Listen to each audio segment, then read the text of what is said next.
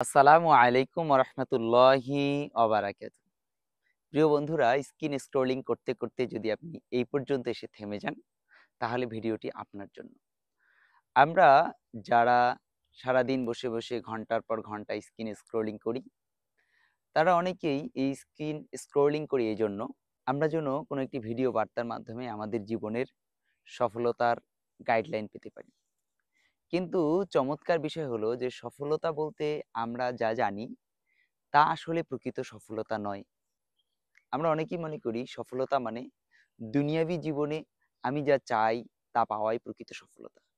কিন্তু ছোটবেলা থেকেই যদি এই সমীক্ষাটা একটু চিন্তা করি, আমরা যখন ছোট ছিলাম তখন আমরা ভাবতাম যে এবার সমাপনী পরীক্ষায় আমি যদি বৃত্তি কিংবা ট্যানেল পুল বৃত্তি পেয়ে থাকি তাহলে আমি সফল।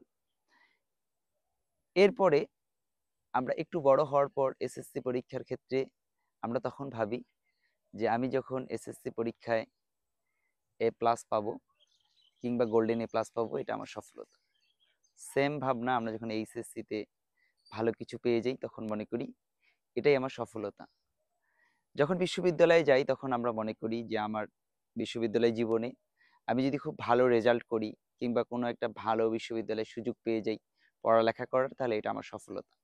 বাট এই সফলতাগুলো সেই পর্যন্ত আমাদের কাছে সফলতা মনে হয় যতক্ষণ পর্যন্ত আমি ওই সফলতার পরবর্তী কোনো সফলতা না পাই। অর্থাৎ দুনিয়াবী যত সফলতা রয়েছে তার প্রত্যেকটাই হচ্ছে ক্ষণস্থায়ী।